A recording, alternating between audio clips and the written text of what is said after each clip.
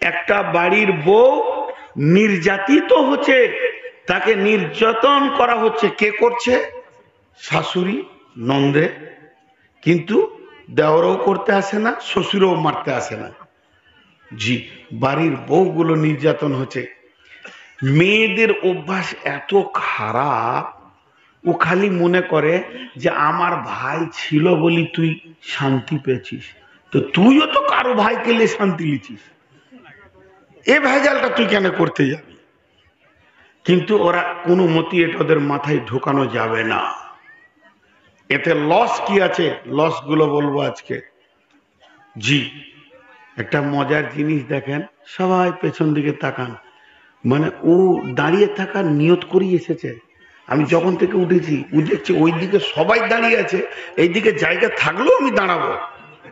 মানে এই বিয়াদবির পালাটা আর কেউ নিতে পারবে না, এটা আমাকেই ডিউটি করতে হবে। এই যে মজবুত ডিউটি ও চালিয়ে যাচ্ছে, তখন থেকে দাঁড়িয়ে দাঁড়িয়ে এখানে একবার দাঁড়ালো, ওখানে একবার দাঁড়ালো। পাছায় বাঁদরের হাড়ও আছে, এক জায়গায় থাকছে না, এখানে থাকলো ওখানে থাকলো, ওখানে থাকলো তো ওখানে গেল, টিকটিকির মতো খালি লড়ছে। বউ আছে না নাই আল্লাহ জানে। হ্যাঁ, রাগ করছেন নাকি আপনারা আমার কথায়? রাগ করিয়েন না, খুব যদি রাগ লাগে তার টাকা পকেটে যা আছে ছুড়ে দিয়েন টেবিলে রাগে। তো এখন আমি যে সাইকোলজিস্ট গুলো এবার বলবো, মা বোনেরা কান করে শোনেন। সব থেকে বড় বেইনসাফি হচ্ছে মেয়েদের।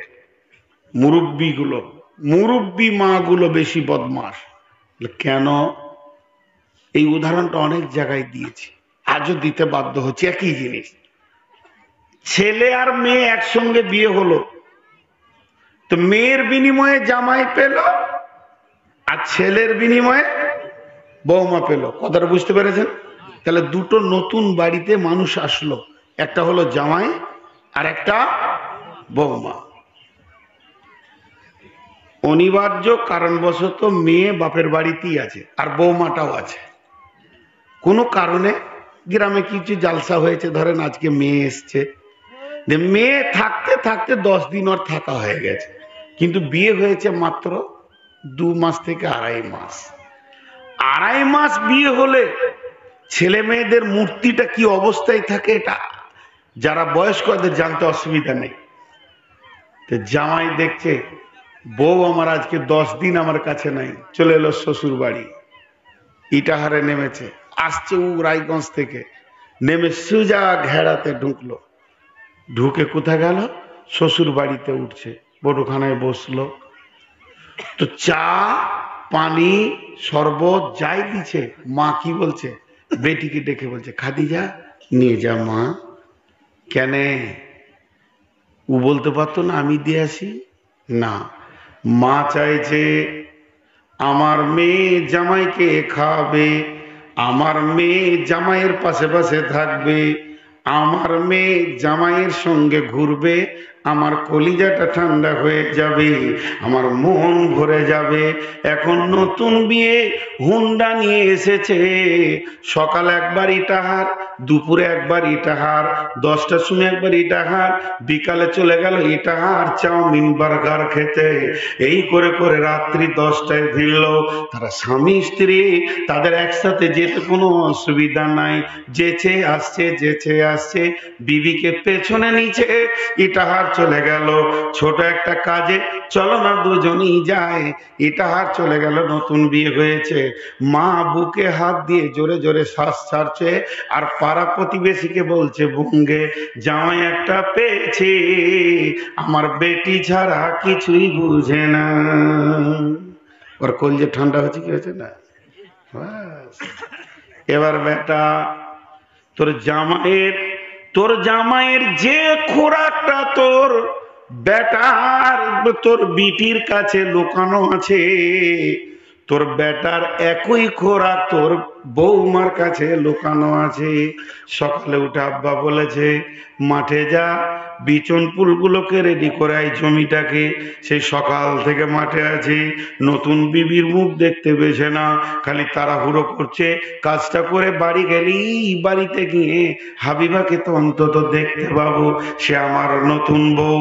এমন সময় জোহর হয়ে গেছে, পেটে ভোগ লেগেছে, কাদা টাদা মেখি বাড়িতে আসছে, বিবি আমার কল চেপে দেবে আর আমি হাত পাগুলো ধুয়ে নিব, বিবি আমাকে পানি এনে দেবে, তার হাতের পানিটা আমি পান করব। তখন মা বলছে, হাবিবাকে তাড়াতাড়ি রান্নাটা কর, আলুটাকে সবজিটা চড়িয়ে দে, এই দেখ সেলিম এসেছে, পানিটা আমি চেপে দিই। কলজে জ্বলে গেল। জ্বলবে কি জ্বলবে না? মা তুমি নিজের বেটির ইনসাফ বুঝো, পরের বেটির ইনসাফ বুঝো না। হাবিবা এমনি করে দেখছে সেলিমকে, সেলিমও দেখছে এমনি করে হাবিবাকে। মধ্যখানে যে প্রাচীরটা আছে মায়ের হুকুম, ই না পারছে মাকে বলতে, ও না পারছে শাশুড়িকে ছোট করতে। এই করতে করতে করতে করতে সমস্ত কাজ করে থালা হাঁড়ি ধুয়ে রাত্রি যখন 10টা তখন স্বামীর কাছে যেছে। হাবিবা চোখের পানি ছেড়ে বলছে, স্বামী আমার, আপনি যখন 1:30টার সময় এলেন, কিংবা তুমি যখন 1:30টার সময় এলে, কাদা মেখে আমার কলিজাটা খুব কষ্ট হচ্ছিল, না জানি অনেক কাজ করেছো, চাইছিলাম পানিটা আমি চেপে দেব, তোমার মায়ের হুকুম, আমি কোনো রকমই যেতে পারলাম না, মায়ের হুকুম তো অনেক বড় জিনিস, ফেলে যেতে পারলাম না, এই বলে আমার অনেক মনে কষ্ট হয়েছে। সেলিম তখন বড় একটা শ্বাস ছেড়ে বলছে, হ্যাঁ জিনিসটা আমিও বুঝেছি, আমি চাইছিলাম পানির গিলাসটা তুমি আসবে, কারণ আল্লাহ বলেছেন লিতাসকুনু ইলাইহা, যাও তোমার বিবির কাছে, ক্লান্তি দূর হবে, উগ্রমতি ঠান্ডা হবে, ওয়া মাআদ্দাতা আলাইহি, হে মাআদ্দাতা আলাইহি, ও মাআদ্দাতা লিতাসকুনু আলাইহা ওয়া জাআলা বাইনাকুম মাআদ্দাতা ওয়া রাহমা, সেখানে শান্তির ভান্ডার রেখেছি, বিবি কাছে আসবে, বিবির কাছে তুমি যাবে, চোখে দেখলেও আনন্দ, শুনলেও আনন্দ, চোখের মাঝে থাকলেও আনন্দ, ধরলেও আনন্দ, চারিদিকে আনন্দ মাখানো রয়েছে তার দেহতে। মধ্যখানে প্রাচীর হলো কে না? বৃদ্ধা মা। তখন সেলিম রাত 10টায় জোরে একটা শ্বাস ছেড়ে বলছে, আর 2টো মাস যাক, ধানটা উঠলেই তখন পৃথক হয়ে যাব। ও বুড়ি আলাদারে দেখা, সব সংসারে ঘটনা ঘটছে কি ঘটছে না? আরে হ্যাঁ না বলে না? খালামাদের যদি জামাই বেটির মেল দেখে তাদের কলিজে ঠান্ডা হয়ে যায়, আর বেটা যদি খালি বহুকে বলে, খাদিজা বলে কি তুমি কাপড় লিবো বলছিলে, তোর মা বলছে তুই লিয়ে আজকে যা, এটার থেকে তুই চাইছি যে বিবিটা আমার পেছনে যাক মোটর সাইকেলে, ওখানে কাপড় চোপড়ও আনবো আর 2টা রোল টোল খেয়ে আসবো। খালি 2বার গেছে ইটাহার, বেটিটা 6বার গিয়েছে, আর বহুটা সপ্তাহে 2বার গিয়েছে, তো পাড়াতে একই মুখে বলে বেরোয়, বহু বেটাকে কিনে নিলে শান্তি না। ও একজন যে আল্লাহর বিরুদ্ধে যেছে, এ হুঁশটা ওর নাই।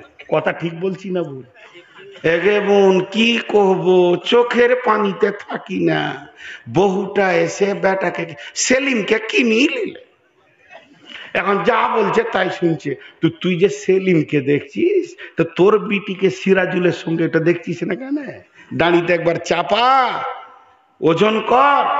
এই জন্যে বয়স্ক মারা বর্তমানে বৌমাদের হাতে ভাত পায় না, বহুত কষ্ট হয় ওদেরকে। কিন্তু ইনসাফওয়ালা মা যদি হয়, জি ওই মাটা যদি তখন নিজে কল না চেপে বলতো, বেটি খাদিজা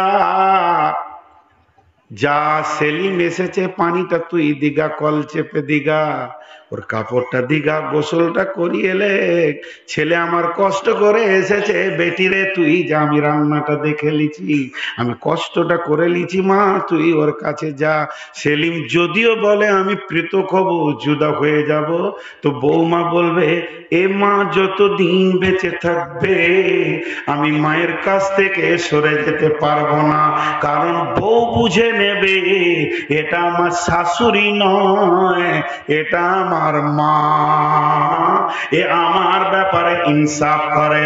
আর আমার আল্লাহ বলছেন, যখনই তোমার মূর্তি মিজাজ আলাদা হয়ে যাবে, তুমি বিবির কাছে ফিরে যাও, তোমার বিবি তোমাকে ঠান্ডা করে দেবে। এক কথা ইশারায় বলবো, পরের জমির ধান দেখে তুমি কাস্তে নিয়ে কাটতে যেও না, পরের সরষে দেখে তুমি হেঁসা চালাতে যেও না, তাহলে তোমাকে মেরে লাল করে দেবে।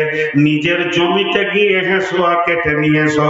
অর্থাৎ ইশারায় বলছি, ও যুবক যুবতীর দল, আপনারা শোনেন, আমার আল্লাহ বলছে, যখন তুমি কারো বেটিকে, কারো বউকে, কারো বৌমাকে, কারো কাউকে দেখে নেবে, এতে যদি তোমার মেজাজের উগ্রতা চলে আসে, তুমি ফিরে চলে যাও নিজের বিবির কাছে। ওই মেয়েটার বডিতে যা যা আছে, আল্লাহ তোমার বিবির বডিতে তাই তাই রেখে দিয়েছে। তুমি যে উগ্র হয়ে গেছো, তোমার মিজাজ যে পাগল পানা হয়ে গেছে, লিতাসকুনু ইলাইহা, তোমার বিবি তোমাকে বরফের মতো ঠান্ডা করে ছেড়ে দেবে। শুধু তাই নয়, বিবির সঙ্গে যখন তুমি মিলবে, ওয়াজআলা বাইনাকুম মাওয়াদ্দাতা ওয়া রাহমা, আল্লাহ বলছেন এখানে আপোষের মধ্যে আমি রহমত বৃষ্টি বর্ষণ করব।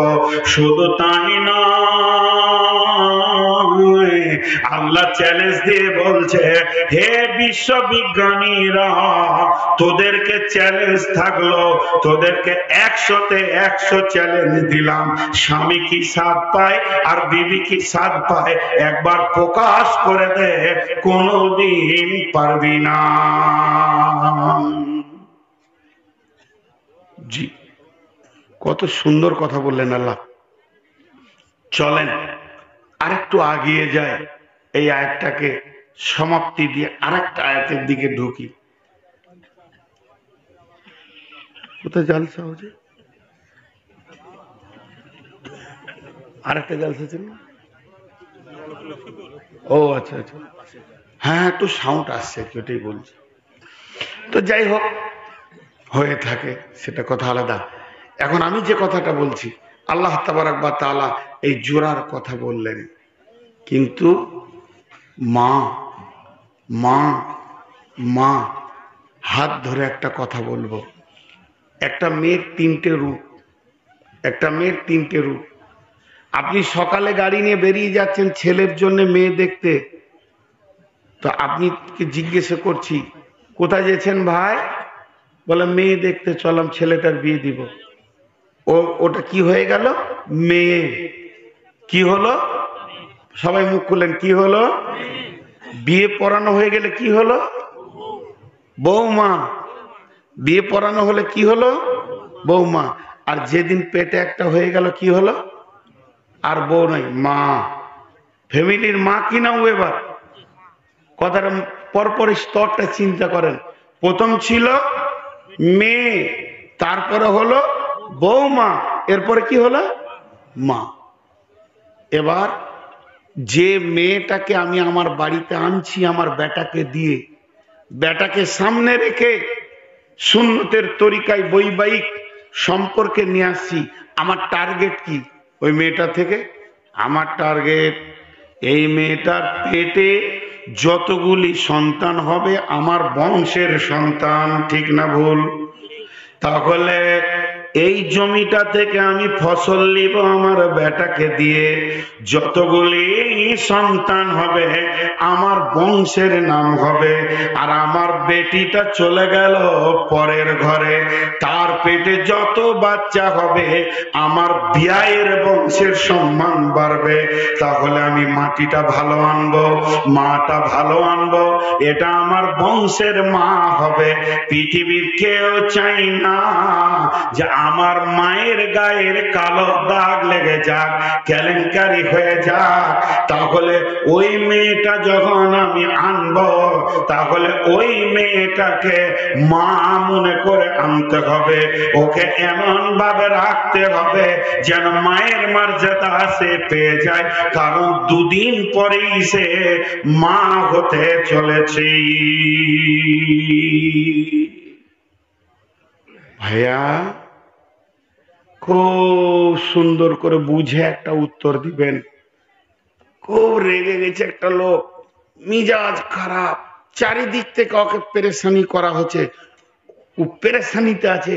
একদিক থেকে পুলিশে হুঙ্কার দিচ্ছে, একদিক থেকে ডাকাতে হুঙ্কার দিচ্ছে, চাচাতো ভাই লাঠি নিয়ে ঘুরছে মারবার লেগে, আর ওর হাতে মোটর সাইকেল দিয়েছেন যে ইটাহার থেকে 1 কেজি রসগোল্লা কিনে নিয়ে আয়।